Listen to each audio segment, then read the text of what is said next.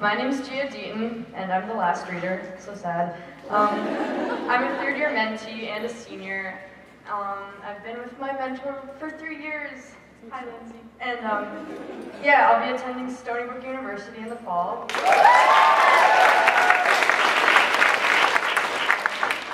My piece is called Safety, and it imagines a better future for victims of sexual assault. And it also takes place in 2031, where I'll be Lindsay's age. I give away her age. All right, this is Safety. On my way home from work, I do something I never dared to do as a teenager. I walk through the alley. Ever since the national laws against sexual assault were strengthened following the 2028 election, I've been able to walk straight from the subway to my apartment through an alley that was once saturated with crime. I used to walk the safer way, which meant going around the entire block where the street was more populated. Sometimes I wonder how much total time I could have saved if I'd been cutting through the alley the entire time instead of avoiding it. Until now, the alley was never an option. I got a horrible feeling whenever I walked past it. I knew women were attacked there, but I never heard anything about it or saw it on the news.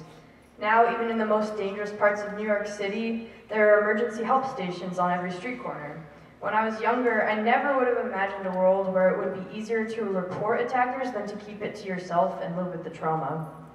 When our president decided to invest billions of dollars in protecting people from sexual violence, voices from all around the country thanked her.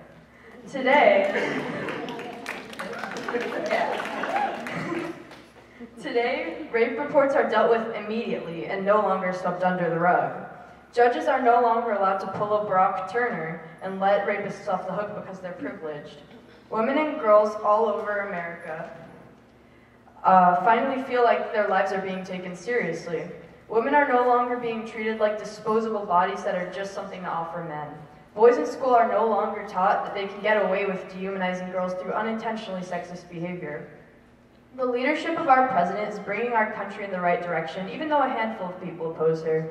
Her actions brought justice to millions of Americans and created a safer country for our daughters to grow up in. Male victims of sexual assault have been given the same protections, as well as an environment where sexual assault is taken seriously regardless of the victim's gender. People of all genders, races, and financial backgrounds are equally protected, and people who try to threaten those protections are held accountable. When I get home after my nightly commute through the alley, I turn on the TV and watch the news. It's October 11th, 2031, and it's 76 degrees outside. The only bad... global warming. The only bad news in the city is that a Domino's in the Bronx caught on fire.